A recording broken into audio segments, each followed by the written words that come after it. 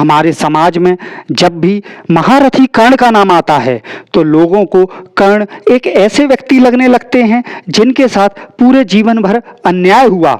महारथी कर्ण के व्यक्तित्व के बारे में कुछ भी बात करने से पहले आपको भगवत गीता की यह बात अवश्य सुननी चाहिए, जिसमें एक श्रेष्ठ मानव का व्यक्तित्व कैसा होता है इस बारे में श्री कृष्ण ने अर्जुन को समझाया है।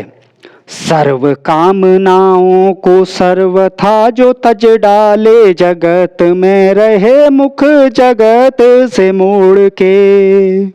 शांति करे प्राप्त विचरण करे शांति से, ममता स्नेह से विहासे नाता तोड़ के।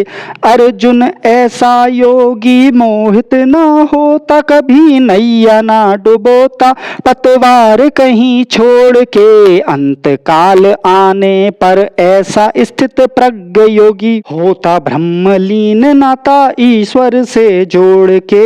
होता ब्रह्मलीन नाता ईश्वर से जोड़ के।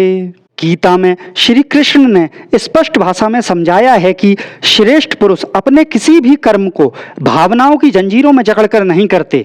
वो किसी कर्म को मित्रता, शत्रुता, मान, अपमान, हानि, लाभ, द्वेष, नफरत, ईर्ष्या, जलन इनके अधीन होकर नहीं करते हैं। श्रेष्ठ पुरुष का प्रत्येक कर्म व्यक्तिगत लाभ हानि से उठकर समाज के लाभ हानि को ध्यान में रखकर होना चाहिए। जय श्री कृष्ण मित्रों, मैं डॉक्टर हरेंद्र दुबे आपका अपने भक्ति ज्ञान के चैनल में स्वागत करता हूं। मैं इस चैनल पर आगे भी बहुत सारे ऐसे विषयों पर वीडियो लेकर आऊंगा जो जनमानस के अंदर हमेशा प्रश्नों के रूप में घूमते रहते हैं। तो भविष्य में आने वाले वीडियो आप तक जरूर पहुंचे, तो आप इस चैनल को सब्सक्राइब करके नोटिफिकेशन बेल जरूर क्लिक कर लें। चलिए अब चलते हैं अपने टॉपिक पर। महारथी कर्ण का पूरा जीवन स्वयं को अर्जुन से और पांडवों से श्रेष्ठ साबित करने में ही बीतता चला गया। कर्ण ने अपने जीवन का अंतिम उद्देश्य ही अर्जुन को युद्ध में परास्त करके उसका वध करना निश्चित कर रखा था, जबकि दूसरी तरफ अर्जुन का मुख्य उद्देश्य धर्म की स्थापना रहा, ना कि कर्ण से दोस्ती या दुश्मनी।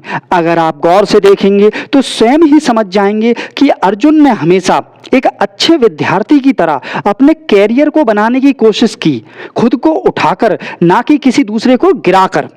आप स्वयं बताइए, ऐसा कौन है इस संसार में जिसके साथ कुछ बुरा नहीं हुआ हो। श्री राम को तो उनके राज्य से निकाल दिया गया। माता सीता नंगे पांव जंगल में कांटों पर चलती थी, परंतु माता सीता ने तो कभी अपने किसी के लिए गलत भावना उत्पन्न नहीं करी। रावण सीता जी को उठाकर ले गया, पर तब भी राम ने तो रावण को हमेशा उसकी गलतियों पर सुधरने का मौका ही दिया। अब कर्ण की उन बातों पर चर्चा करते हैं जिनको वो पूरी जिंदगी अपने कंधों पर बोझ की तरह लेकर ढोता रहा, जैसे कि अपने सूत पुत्र होने को। वो अपने आप को सूत पुत्र कहलाने पर बहुत ही निंदा और जलन की भावना रखता था। अरे भगवान कृष्ण भी तो ग्वाले थे। दुर्योधन, जरासंध सब उन्हें ग्वाला ग्वाला कहते थे, तो क्या वो अपने काम धाम को छोड़कर उन फालतू बातों पर ध्यान देते थे? नहीं ना। उन्होंने यही तो साबित किया कि हमें हमारा जन्म नहीं, हमारे कर्म श्रेष्ठ बनाते हैं। पांडवों को उनके राज्य से निकाल दिया गया तो उन्होंने अपना नया राज्य बना लिया, क्योंकि वो जीवन में आगे बढ़ना चाहते थे। कर्ण को अंग देश का राजा भी दुर्योधन ने बनाया, तो कर्ण उसी कर्जे में पूरी जिंदगी डूबा रहा। जबकि कर्ण इतने प्रतापी योद्धा थे कि चाहते तो अपना नया देश बना लेते, किसी भी अत्याचारी राजा को हराकर उस देश के राजा बन जाते। पर पांडवों से ईर्ष्या खत्म हो तब तो वह अपने कल्याण की सोचते। द्रौपदी वस्त्रहरण में उनका यह कहना कि 5-5 पुरुषों की पत्नी को वैश्या ना कहें तो क्या कहें, उनकी पांडवों से प्रति नफरत को साफ साफ दर्शाता है। दूसरी तरफ अर्जुन के पिता, पांडवों के पिता बचपन में ही मर गए थे। माता विधवा हो गई। बड़े भैया भीम को जहर देकर कई दिनों तक नदी में फेंक दिया गया। उनके महल लाक्षागृह में आग लगा दी गई। पत्नी का वस्त्र हरण किया गया। उन्हें पूरे साल भर तक नपुंसकों की तरह स्त्रियों के वस्त्र पहनकर रहना पड़ा। बार बार वनवास भोगना पड़ा। इतना सब होने के बाद भी वो महाभारत का युद्ध टालना चाहते थे। गीता का ज्ञान तभी तो देना पड़ा क्योंकि अर्जुन सारी नफरतों से बढ़कर लोगों के जीवन से प्यार करते थे। अर्जुन का चरित्र एक सीधे साधे सरल सहज व्यक्ति के समान था। वो केवल उसी से लड़ता था जो उससे लड़ने आए। उसने तो जंगल तक में दुर्योधन की गंधर्वों तक से रक्षा की थी, क्योंकि था तो दुर्योधन उसका बड़ा भाई ही। अगर आप महाभारत युद्ध को गौर से देखेंगे तो आपको पता चलेगा कि अर्जुन कभी भी भीष्म पितामह, द्रोणाचार्य, कर्ण का वध करना ही नहीं चाहता था। पांडव केवल मजबूरी में युद्ध लड़ रहे थे, क्योंकि उन्हें रहने के लिए 5 गांव तक देने से दुर्योधन ने मना कर दिया था।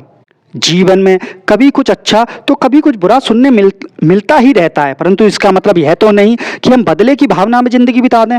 कर्ण हर एक बात को अपना अपमान समझने लगे थे। प्रत्येक इंसान को प्रत्येक चीज तो नहीं मिलती, सम्मान कर्मों से मिलता है। माना कि कुछ समय तक आपका घर परिवार मायने रख सकता है, पर जीवन में आगे लंबी रेस का घोड़ा वही बनता है जिसमें काबिलियत होती है। श्री कृष्ण का तो पूरा जीवन ही संघर्षों में बीता, परंतु वो अपने जीवन में आगे ही बढ़ते रहे बिना किसी को दोष दिए। जीवन में संघर्ष तो आते ही हैं, कोई इसमें निखर जाता है तो कोई उसमें बिखर जाता है।